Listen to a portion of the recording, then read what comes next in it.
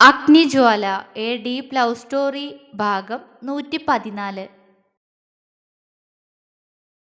ജ്വാലയും പൊന്നുവും sit ഔട്ടിലിരുന്ന് സംസാരത്തിലാണ്. അഗ്നിയോട് പറഞ്ഞിട്ടാണ് ജ്വാല പൊന്നുവിനെ കൂട്ടി പുറത്ത് വന്നിരിക്കുന്നത്. കുറച്ചു കഴിഞ്ഞാൽ അവർ പോകുമെന്നുള്ളത് കൊണ്ട് തന്നെ വിശേഷങ്ങൾ പറഞ്ഞിട്ടും തീരുന്നില്ലായിരുന്നു രണ്ടാൾക്കും. വന്നപ്പോൾ തൊട്ട് സൗബി അവരെ മൈൻഡ് ചെയ്യാതിരുന്നെങ്കിലും അരുന്ധതി അവളോട് ജ്വാലയോട് പോയി സംസാരിക്കാൻ രഹസ്യമായി പറഞ്ഞതുകൊണ്ട് തന്നെ അവൾ അവരെ ചുറ്റിപ്പറ്റി ഇരിക്കുന്നുണ്ട്. ജ്വാല അവളെ നോക്കി ഒന്ന് ചിരിച്ചു കൊടുത്തു. അത് കണ്ട് സൗബിയും ചിരിച്ചു. ജ്വാലയുടെ മുഖം വിടർന്നു പോയി. വാ സൗബി, ഞങ്ങളുടെ അടുത്ത് വന്നിരിക്കെ. അവള് സൗബിയെ അടുത്തേക്ക് വിളിച്ചു. സൗബി അവരുടെ അടുത്തായി വന്നിരുന്നു. നിനക്കെന്നോട് ദേഷ്യമാണോ ജ്വാല? സൗബി ചോദിച്ചതും പൊന്നു അവളെ നെറ്റിച്ചുളിച്ചു നോക്കി. സൗബി തന്നെയാണത് പറയുന്നേ. ഇങ്ങോട്ടൊന്ന് പോവാന്ന് പറഞ്ഞപ്പോൾ പോലും ജ്വാലയെ കാണേണ്ടി വരില്ലേ? അതുകൊണ്ട് ഞാൻ വരില്ല എന്ന് പറഞ്ഞ മുതലാ.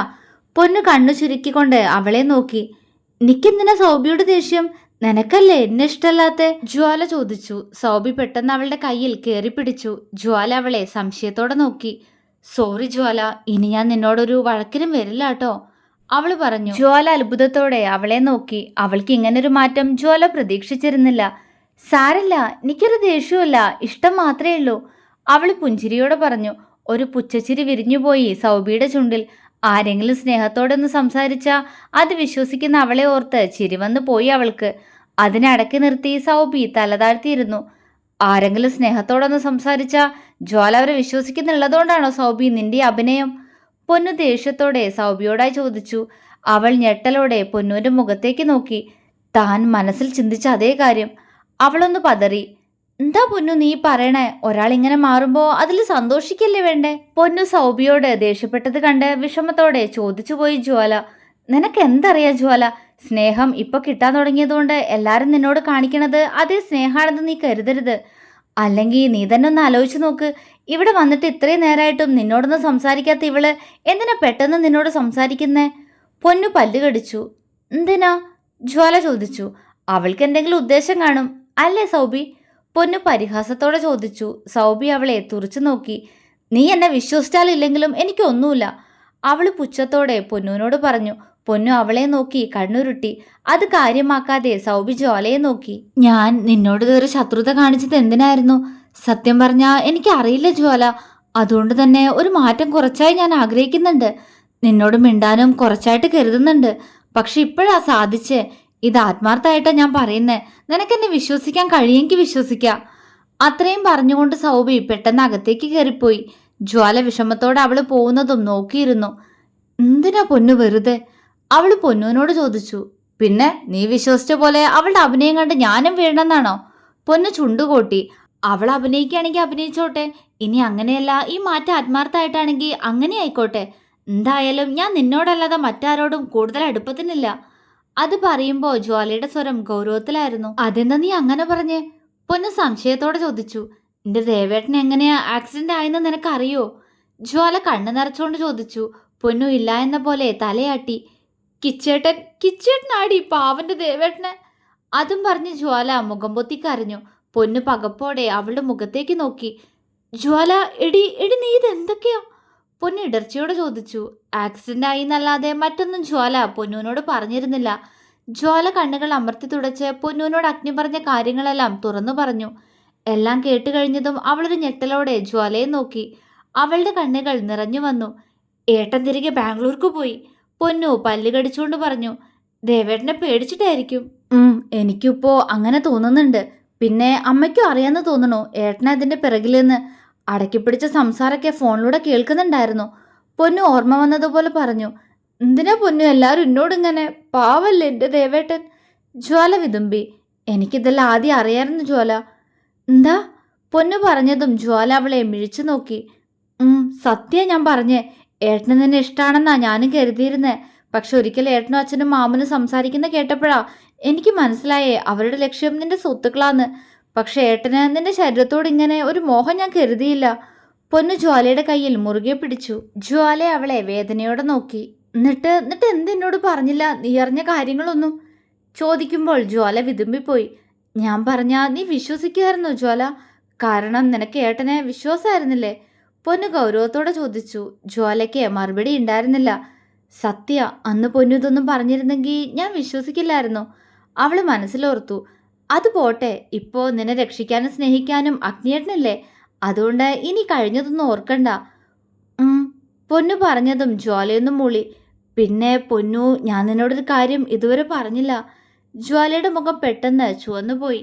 അതെന്താടി? പൊന്നു അവളുടെ ചുവന്ന മുഖത്തേക്ക് കൗതുകത്തോടെ നോക്കി. അത് അത് ഞാൻ ദേവേട്ടനോട് പറഞ്ഞു, എനിക്ക് ദേവേട്ടനോട് പ്രണയാണെന്ന്. ജ്വാല അതും പറഞ്ഞ് മുഖം പൊത്തി. പൊന്നുവിന്റെ കണ്ണുകൾ തിളങ്ങി. ഹേ, സത്യായിട്ടും? അവൾ ജ്വാലയുടെ കൈ പിടിച്ച് താഴ്ത്തി. അവൾ നാണത്തോട് പറഞ്ഞുകൊണ്ട് കാര്യങ്ങളെല്ലാം അവളോട് പറഞ്ഞു. അമ്പടി കേമി, അഗ്നിയേട്ടൻ നിന്നോട് ദേഷ്യപ്പെട്ടിട്ടാണെങ്കിലും നീ നിന്റെ മനസ്സ് തുറന്നുല്ലോ, എനിക്ക് സന്തോഷായി. അവൾ ജ്വാലയുടെ കവിളിൽ ചുണ്ടമർത്തി. ജ്വാല നാണത്തോടെ ചിരിച്ചു. അയ്യടാ, എന്താ കള്ളിപ്പെണ്ണിന്റെ നാണം നോക്കിയേ. പൊന്നു, ജ്വാല ചിണുങ്ങി. പൊന്നു പൊട്ടിച്ചിരിച്ചു. അല്ലടി, എന്നിട്ട് പ്രണയം പറഞ്ഞപ്പോ അഗ്നിയേട്ടൻ എന്താ പറഞ്ഞേ? പൊന്നു ആകാംക്ഷയോടെ ചോദിച്ചു. അത് സന്തോഷായി എന്ന് പറഞ്ഞു. പിന്നെ ഉമ്മ തന്നു. അവൾ വിറയലോടെ പറഞ്ഞു. പൊന്നൂന് ചിരി വന്നു പോയി അവളുടെ സംസാരം കേട്ട്. ആ മതി മതി, കൂടുതൽ വിൽക്കണ്ട, എനിക്ക് അറിയാൻ വേണ്ടായേ. അവൾ കുറുമ്പോടെ പറഞ്ഞതും ജ്വാല ചിരിച്ചു. കുഞ്ഞാ, പെട്ടെന്ന് സിറ്റ് ഔട്ടിലേക്ക് വന്ന് അഗ്നി വിളിച്ചു. ജ്വാല പരിഭ്രമത്തോടെ അവൻ്റെ മുഖത്തേക്ക് നോക്കി. അവർ സംസാരിച്ചത് വല്ലതും കേട്ടോ എന്ന ചിന്തയായിരുന്നു അവളിൽ. വാ, എത്ര നേരായി എൻ്റെ അടുത്തുനിന്ന് പോയിട്ട്? പരിഭവത്തോടെ ചോദിക്കുന്നുണ്ട് ചെക്കൻ. ജ്വാലയ്ക്ക് അപ്പോഴാണ് ആശ്വാസമായത്. ഭാഗ്യം, ഒന്നും കേട്ടിട്ടില്ല. അവൾ ചിരിയോടെ അഗ്നിയുടെ അടുത്തേക്ക് നടന്നു. അവൾ അടുത്തെത്തിയതും അഗ്നി പെട്ടെന്ന് അവളുടെ നെറ്റിയിൽ ചുണ്ടമർത്തി. ജ്വാല ചിരിച്ചു. അഗ്നി പൊന്നൂനെ നോക്കി. അവരെ രണ്ടാളെയും കണ്ണുവിടർത്തി നോക്കുന്നുണ്ട് പെണ്ണ്. ആദ്യം കണ്ടപ്പോൾ ഒരു ഗൗരവക്കാരനാന്ന് കരുതിയ മനുഷ്യനാ ഇപ്പൊ ജ്വാലയോട് കൊഞ്ചുന്നേ. പൊന്നു പെട്ടെന്ന് വാപ്പുത്തി പിടിച്ചു. അല്ലെങ്കിൽ അവൾ ചിരിച്ചു പോവായിരുന്നു. എന്താടി? അഗ്നി പുരികമുയർത്തി. അവൾ വായിന്ന് കൈയെടുത്തു. ഏയ് ഒന്നുമില്ലായേ, കുഞ്ഞനും ദേവേട്ടനും പോയി സ്നേഹിച്ചാട്ടെ. അവൾ കുറുമ്പോടെ പറഞ്ഞു. പോടി പെണ്ണെ. അഗ്നി ചിരിയോടെ അവളോട് പറഞ്ഞുകൊണ്ട് ജ്വാലയുമായി ഹാളിലേക്ക് നടന്നു. നിറഞ്ഞ മനസ്സോടെ, ചുണ്ടിൽ നിറഞ്ഞ പുഞ്ചിരിയോടെ പൊന്നു അവരെ തന്നെ നോക്കി നിന്നു. ജ്വാല പൊന്നൂനെ കൂട്ടിപ്പോയി അവൾക്ക് അഗ്നിയുടെ അവളുടെ റൂമെല്ലാം കാണിച്ചു കൊടുത്തു. പൊന്നൂന് അവിടെയെല്ലാം ഒരുപാട് ഇഷ്ടമായി. അവിടെയെല്ലാം നോക്കി താഴേക്ക് ഇറങ്ങുമ്പോഴാണ് മുറ്റത്തൊരു കാറ് വന്ന് നിൽക്കുന്ന ശബ്ദം അവർ കേട്ടത്. ആ, ആരവേട്ടൻ അച്ഛൻ വന്നു എന്ന് തോന്നുന്നു. ജ്വാല പുഞ്ചിരിയോടെ പറഞ്ഞുകൊണ്ട് പൊന്നൂന്റെ കൈയും പിടിച്ച് താഴേക്ക് വേഗത്തിൽ ഇറങ്ങി. ഒന്ന് പതിയെ പോടി, നിന്റെ ആരവേട്ടൻ അവിടെ തന്നെ ഉണ്ടാവില്ലേ? പൊന്നു ജ്വാലയെ കൂർപ്പിച്ചു നോക്കിക്കൊണ്ട് പറഞ്ഞു. ഇങ്ങോട്ട് വാടി. ജ്വാല ചിരിയോടെ അവളുടെ തോളിൽ കൈയിട്ടു. അവൾ സിറ്റ് ഔട്ടിലേക്ക് ചെല്ലുമ്പോൾ അപ്പു കാറിൽ നിന്ന് ഇറങ്ങുകയാണ്. പൊന്നു അവനെ ഒന്ന് നോക്കി. വർക്കിന്റെ ആണെന്ന് തോന്നുന്നു, ആ കണ്ണുകളിലെ ക്ഷീണുണ്ട്.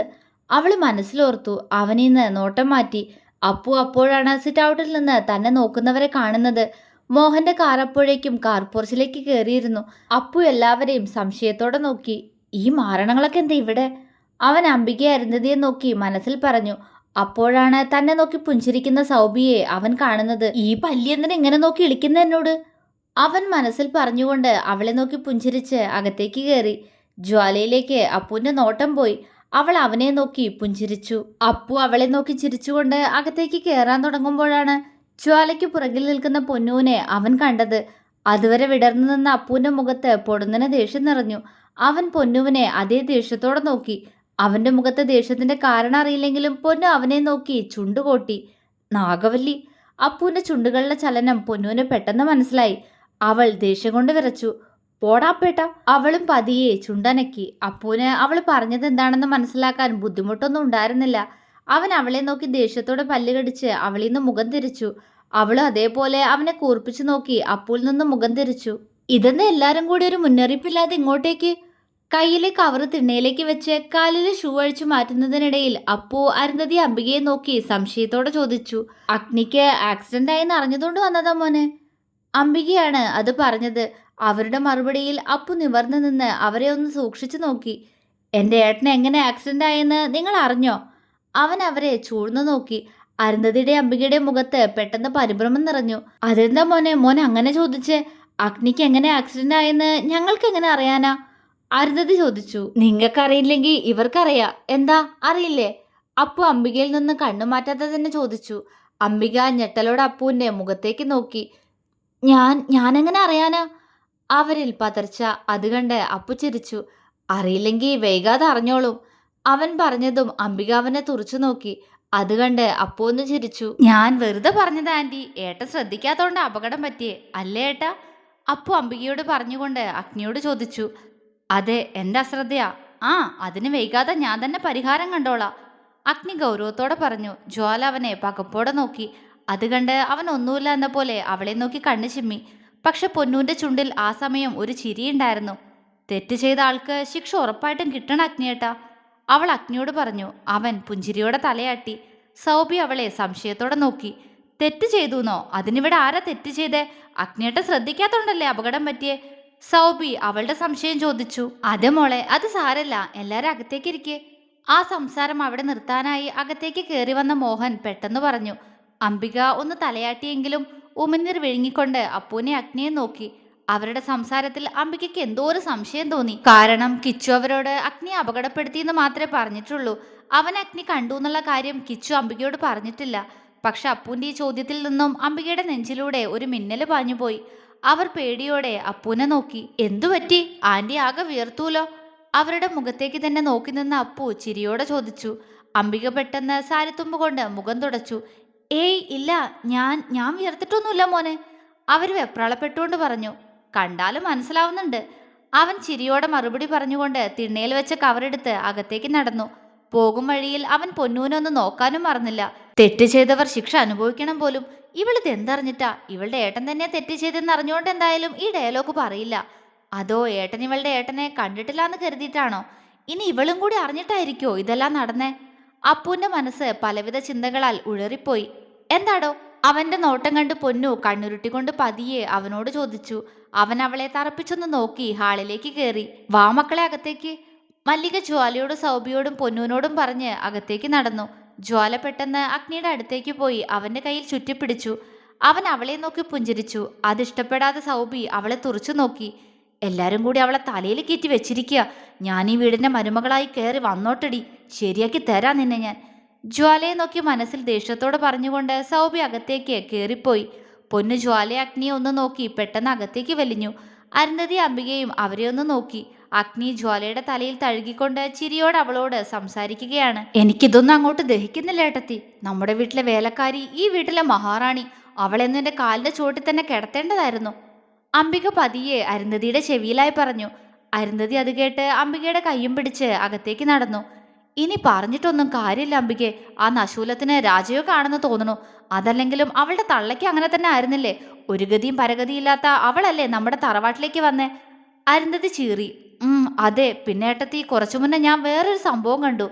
അയ്യേ, ഞാനത് എങ്ങനെ ഏട്ടത്തിയോട് പറയും? ഇവൾ ഇത്രയും വൃത്തികെട്ടോളായിരുന്നോ? ഛേ, അംബിക വെറുപ്പോടെ പറഞ്ഞു.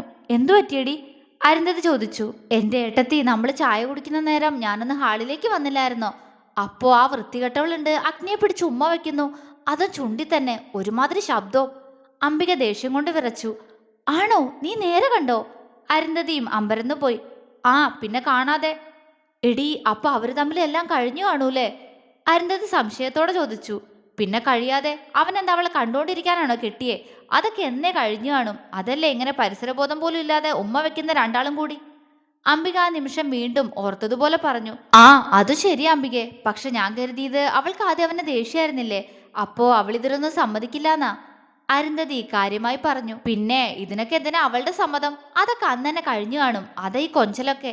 അംബികയ്ക്ക് അങ്ങനെ മാത്രമേ ചിന്തിക്കാനുള്ളൂ. അപ്പോ ഉടൻ അവള് ഗർഭിണിയാവൂലേ? അരുന്ധതി പെട്ടെന്ന് ചോദിച്ചതും അംബിക ഞെട്ടി. ഈശ്വര, ഗർഭിണിയാവേ? അല്ലെങ്കിൽ അവളെ മതി ഇവിടെ ഉള്ളവർക്ക്. അപ്പൊ ഇനി ഒരു കുഞ്ഞുകൂടി വന്ന പൂർണ്ണായി. എന്തായാലും അങ്ങനൊന്നും സംഭവിക്കും മുന്നേ പൊന്നൂന്റെ അപ്പൂന്റെയും കാര്യം തീരുമാനാക്കണം. ഈ സ്വത്തുക്കളെല്ലാം ഒന്നും ആ ജ്വാലയ്ക്ക് വേണ്ട. അംബിക മനസ്സിൽ പലതും പ്ലാൻ ചെയ്യാൻ തുടങ്ങിയിരുന്നു. എന്തേ ആലോചിക്കുന്നേ? അംബിക ആലോചനയോടെ നിൽക്കുന്നത് കണ്ട് അരുന്ധതി അവരെ ഒന്ന് കുലുക്കി. അംബിക ഞെട്ടിക്കൊണ്ട് അവരുടെ മുഖത്തേക്ക് നോക്കി. എന്തേട്ടത്തി? അവര് ചോദിച്ചു. അല്ല, നീ എന്തേ ആലോചിക്കുന്നതെന്ന് ചോദിച്ചതാ. ഏയ് ഒന്നുമില്ല, ഞാൻ അത് പിന്നെ ആരവെന്തേട്ടത്തി നേരത്തൊന്ന് കൊള്ളിച്ചു പറഞ്ഞ പോലെ ഇനി കിച്ചു അഗ്നി അപകടപ്പെടുത്തിയെന്ന് അവനെങ്ങനെ അറിഞ്ഞു കാണോ? അവര് പേടിയോടെ ചോദിച്ചു. എന്നാ നിന്റെ മകന്റെ കാര്യം പോക്കാ. അരുന്ധതിക്ക് സന്തോഷം. എൻ്റെ മകൻ കുടുങ്ങിയാ നിങ്ങളുടെ മകളും കുടുങ്ങും. നിങ്ങളുടെ മകളാ എൻ്റെ മോനെ കൊണ്ട് ഇതൊക്കെ ചെയ്യിപ്പിച്ചേ. അരുന്ധതി പറയുന്നത് കേട്ട് ദേഷ്യത്തോടെ അത്രയും പറഞ്ഞുകൊണ്ട് അംബിക അകത്തേക്ക് പോയി. അവര് പോകുന്നത് നോക്കി നിന്ന് അരുന്ധതിയും ഒന്ന് ഞെട്ടിപ്പോയി. ഏയ് അങ്ങനൊന്നും ഉണ്ടാവില്ല. അല്ലെങ്കിലും അവൻ എങ്ങനെ അറിയാനാ? അരുന്ധതി സ്വയം സമാധാനിക്കാൻ നോക്കി. നോട്ടം പുറത്തെ സ്റ്റെപ്പിന്റെ അടുത്തായി നിൽക്കുന്ന അഗ്നിയിലേക്കും ജ്വാലയിലേക്കും ഒരിക്കൽ കൂടി നീണ്ടു. അസ്വസ്ഥതയോടെ അവർ അകത്തേക്ക് കയറിപ്പോയി. തുടരും.